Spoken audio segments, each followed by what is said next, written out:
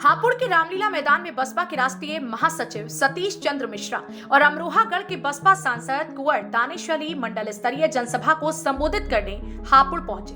बसपा के राष्ट्रीय महासचिव सतीश चंद्र मिश्रा ने कहा कि बहन मायावती ने हापुड़ से बसपा प्रत्याशी मनीष उर्फ मोनू को बनाया है। जिस तरह से आपने मोनू का उत्साह बढ़ाया है, इससे यह साफ हो गया है कि हापुड़ की यह सीट बसपा को मिलने वाली है। गरीबों की झोपड़ी में जाकर खाना खाने के लिए मीडिया को लेकर जाते हैं, खाना भी पहले ही झोपड़ी में पहुंच जाता है। जैसे ही बहन जी मुख्यमंत्री के पद पर हस्ताक्षर करती हैं, वैसे ही लॉ एंड ऑर्डर की सरकार प्रदेश में बन जाती है। इसका एक उदाहरण है कि अपने ही एक मंत्री को उसके गलत कार्यों की सजा में उसको गिरफ्तार करा दी थी।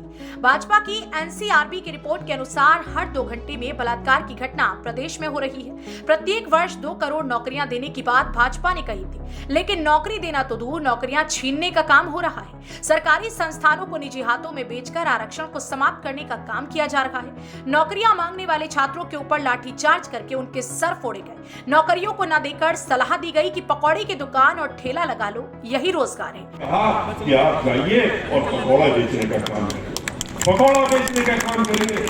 पकौड़ा बेचना हम लोग, भुंजा लगाना, ठेला लगाना, छोटी दुकानें लगाना, ये सब हम लोग कोई बुरा नहीं मानते, क्योंकि बहुजन समाज पार्टी तो इन्हीं के लिए बनी और इन्हीं के लिए काम करती है, इन्हीं लोगों से बनी और हम गरीबों के ही लिए लड़ाई लड़ते हैं, लेकिन धोखा नहीं देते। धोखा देने का काम किया कि पहले जिन्होंने आपने कहा पढ़ लिख जाओ, डिग्रियां ले लो, पीएचडी कर लो और उसके बाद हम तुमको नौकरी देंगे, तो ये धोखे वाली बात, धोखा नहीं करने का काम इन्होंने किया, वादा किया और धोखा देने का काम किया। किस तरह से अध्यापकों के साथ में धोखा दिया, ये भी किसी से नहीं छुपा। वित्त विहीन अध्यापक पूरे प्रदेश में 20 लाख से ज्यादा संख्या है। उनसे इन्होंने कहा कि समाजवादी पार्टी ने आपको वादा करके वोट लेकर के आपको उन्होंने सम्मानजनक मानदेय देने का वादा किया था, तो 1 पैसा नहीं दिया। हम देंगे आपको, आप हमारे साथ। ये लोग भोले भाले अध्यापक, इनको अपना जीवन चलाना था तो ये उनके साथ चले गए, इन्होंने उनको वोट दे दिया। उसके बाद क्या हुआ, 5 साल निकल गए, इन्होंने उनकी एक बात भी सुध नहीं ली। 4.5 साल जब बीत गए तो इन अध्यापकों ने और अध्यापिकाओं ने जाके घेराव करने का काम किया। तो जब घेराव किया विधान परिषद के साथ, विधानसभा के सामने लखनऊ में, तो वहां पर उनके ऊपर भी लाठियां चलाई और खून निकाला उनके सामने। ये वो सरकार है जिसके लिए फिर उन्हीं अध्यापकों में से एक अध्यापिका ने, महिला ने उससे अपना सर मुड़ाया वहां पर, और सर मुड़ा करके जब मीडिया ने पूछा कि सर क्यों मुड़ाया, उसने कहा कि आज हम इस सरकार की अंत्योष्टि कर रहे हैं और इसलिए हम सामूहिक रूप से ये एक अपना दे करके और सर मुड़ा करके हम ये घोषणा करते हैं इस सरकार की अंत्योष्टि का समय आ गया। इन्होंने क्या कहा, मुख्यमंत्री जी ने, उत्तर प्रदेश के जो बड़े संवेदनशील मुख्यमंत्री जो कि रोजाना अपने ऊपर करोड़ों रुपया खर्च करते हैं इस बात के लिए कि हम बड़ा अच्छा काम कर रहे हैं, हम प्रदेश को आगे बढ़ाने का काम कर रहे हैं। सैकड़ों करोड़ इसलिए कह रहे हैं जो 300 करोड़ रुपया महीने का खर्चा आरटीआई से निकला है कि इनके ऊपर खर्च होता है सिर्फ इस बात के लिए जो ये बड़े बड़े विज्ञापन आप लोग अखबार के पहले पन्ने में देखते हैं और टेलीविजन में देखते हैं और हर सड़क में देखते हैं, इसके ऊपर 300 करोड़ रुपया खर्च होता है। और उसके बाद कहते हैं इन अध्यापकों के लिए, इनसे कहते हैं, इनके लिए कहते हैं, जब इन्होंने प्रदर्शन किया, कहते हैं ये अध्यापक इसी लायक थे, इन्होंने पिछले जन्म में पाप किए थे, पिछले जन्म में कुकर्म किए थे भैया, और इस वजह से इस जन्म में अध्यापक बने। और जब अध्यापक बने हैं, अभी टीईटी का पेपर 50 लाख से अधिक छात्रों ने दिया, लेकिन बाद में बोले कि पर्चा आउट हो गया। बोलते हैं कि एनएसए लगाकर कार्यवाही करेंगे, नौकरी देना ही नहीं चाहते, इसलिए बोल देते हैं कि पेपर का पर्चा लीक हो गया। किसानों की स्थिति सभी के सामने है। इन्होंने 3 काले कानून बनाए जिसका लाभ बड़े पूंजीपतियों को हो रहा था। एमएसपी पर तो कानून बनाया नहीं, लेकिन जमीन हड़पने का कानून जरूर बना दिया। 2007 में बनी बसपा की सरकार ने किसानों से बिना कोई वादा किए ही गन्ना मूल्य का दाम बढ़ाया था। आपको याद होगा कि सपा सरकार में 134 दंगे हुए थे। जब प्रदेश में दंगे हो रहे थे तब सैफई में नाच गाना हो रहा था। बहन जी की सरकार में कोई दंगा नहीं हो पाता था। सपा और भाजपा दोनों एक दूसरे के पर्यायवाची हैं। इनके सरकार में 500 से ज्यादा ब्राह्मणों के एनकाउंटर हुए हैं। खुशबू शर्मा 1.5 साल से जेल में बंद है, जमानत भी नहीं हो पा रही। हाथरस में कांग्रेस नेता रेणु शर्मा को जबरन जेल भेजा गया, उसको जिंदा जेल से बाहर नहीं आने दिया गया। आज हमने ऐसी सरकार बनवाई है जिसमें हत्याएं हो रही हैं। 25 रुपए 5 रुपए के हिसाब से पर 5 साल में सालाना किसान को गन्ना का देने के बाद कई 2 गुणों की बात करते। बहन मायावती जी ने कोई वादा नहीं किया ना किसानों से, लेकिन किसान उनके दिल में बसते हैं। किसानों की परेशानियां उनको मालूम है, किसान की क्या क्या समस्याएं होती हैं उनको मालूम है। जो हम लोगों के अन्नदाता हैं, जिनके बच्चे सरहद में जाकर के जान देते हैं हम लोगों के लिए, उनकी समस्याओं के बारे में बहुजन समाज पार्टी की मुखिया को मालूम है। और इसीलिए जब उनकी सरकार बनी थी 2007 में, कोई उनसे ये नहीं हुआ था कि आमदनी 2 गुनी कर देंगे, लेकिन 125 रुपए क्विंटल का दाम था। 125 रुपए क्विंटल का दाम था गन्ने का। बहन मायावती जी ने आते ही उसके बाद 5 साल के अंदर उन्होंने उसको 250 बनाने का काम किया, 2 गुना करने का काम किया। और इतना ही नहीं किया था, जो 8वीं कैबिनेट थी 2012 की जनवरी या फरवरी में हुई थी, उसमें 40 रुपए 2012 की जो मिलता पैसा नवंबर दिसंबर से जब मिलना शुरू होता है, उसके लिए 40 रुपए और बढ़ाने का काम किया गया। वो तो निर्णय हो ही चुका था, इसलिए समाजवादी पार्टी उसको वापस नहीं ले सकती थी। उन्होंने फिर उसके बाद वो 40 रुपए जो बहन मायावती जी ने और बढ़ाए थे, उसको बढ़ाने के उसका लागू करने का काम किया। लेकिन उसके साथ साथ में अपने 5 साल के समय में सिर्फ 15 रुपए बढ़ाने का काम किया।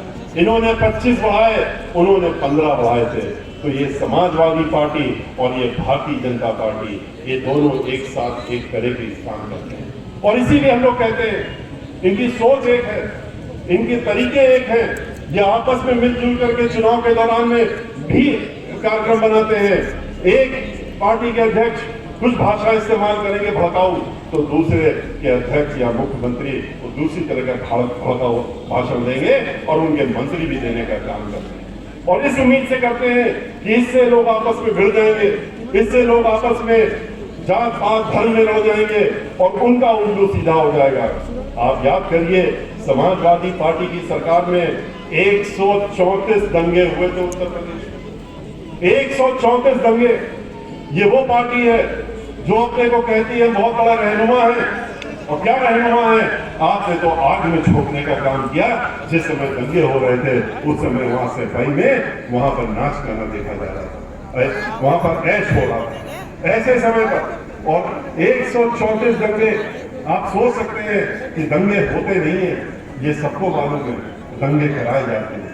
क्योंकि अगर दंगे होते अपने आप में, तो याद करिए कि बहन मायावती जी की सरकार ये धर्म के नाम पे लोगों के साथ में लूटपाट करते हैं, महिलाओं के साथ में उत्पीड़न करते हैं, दलितों के साथ में उत्पीड़न करते हैं, अकलियतों के साथ में उत्पीड़न करते हैं, ब्राह्मणों के साथ में उत्पीड़न करते हैं। एक ऐसा दहशत माहौल फैला रखा है जहां पर कि चाहे दलित समाज के लोग हों, चाहे ब्राह्मण समाज के लोग हों, चाहे अकलियत समाज के लोग हों, उनको डराने दबाने धमकाने का काम करते हैं। इन्होंने 500 से ज्यादा ब्राह्मण समाज के लोगों का इन 5 साल के कार्यकाल में कत्ल हुआ, मार दिए गए।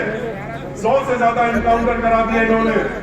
दलितों के साथ में जिस तरह उत्पीड़न किया वो भी आपने देखा है। वो सारी बातें आप लोगों के बीच में विस्तार से जब हम प्रबुद्ध सम्मेलन कर रहे थे, किस तरीके से इन्होंने एक खुशी दुबे नाम की लड़की को, जो कि 16.5 वर्ष की लड़की थी और जो कि उसकी एक दिन पहले शादी हुई थी, उसके हाथों की जो मेहंदी भी नहीं छूटी थी, उसको अभी तक जेल में बंद कर रखा है पिछले 1.5 वर्षों से, और उसको जेल से बाहर नहीं आने दिया। किस तरह से रेणु शर्मा नाम की लड़की हाथरस में, जहां पर इतना बीभत्स कांड पहले कर चुके थे, जहां दलित समाज की लड़की, उसके साथ में बलात्कार होता है, उसकी मृत्यु हो जाती है, और उसके बाद उसका शरीर भी उनके परिवार वालों को नहीं देने दिया, देखने नहीं दिया, रोती रही, चीखती रही, चिल्लाती रही। सबने टेलीविजन में देखा किस तरह से शटर के अंदर बंद कर दिया, और पुलिस वालों से मुख्यमंत्री खुद निर्देश देते हैं, खुद टेलीविजन में बैठ करके नजारा देख रहे थे और जिला अधिकारी से आदेश दिया कि मैं देख रहा हूं और हमारे सामने सामने देखते देखते इसको जलाने का काम करो। मिट्टी का तेल डाल करके और उनके घर वालों को अंत्योष्टि का भी अधिकार, आखिरी अधिकार भी नहीं दिया। मिट्टी का तेल डाल करके और पुलिस वाले से उसको जलवाने का काम किया। रेणु शर्मा के नाम की लड़की जो हाथरस गई, अभी 15 दिन पहले उसको जेल में भेजा, जेल में बंद रखा, पूर्व ब्लॉक प्रमुख। उससे नाराज हो गए भारतीय जनता पार्टी वाले, नेतागण नाराज हो गए, उसको फर्जी मुकदमे में जेल में भेज दिया। और जेल में भेजने के बाद क्या किया, उसकी बेल जब हो गई, बेल होने के बाद 15 दिन तक उसको जेल से बाहर आने नहीं दिया। तब तक जेल से बाहर नहीं आने दिया जब तक जेल के अंदर ही उसकी मृत्यु नहीं हो गई। उसका मृत्यु शरीर जेल से बाहर आने की इजाजत दी इन्होंने, उसके पहले इजाजत नहीं दी। ऐसी सरकार हम लोगों ने बनाई, ऐसी सरकार में लोग बहक गए और उन्होंने वोट डालने का काम किया। आज लोग बहन मायावती जी को क्यों याद करते हैं? उन्होंने खाली कानून द्वारा कानून का राज साबित नहीं किया, उन्होंने खाली भाईचारा नहीं बनाया, उन्होंने विकास भी करने का काम किया। इन्होंने विकास के नाम पे सिर्फ विनाश करने का काम किया।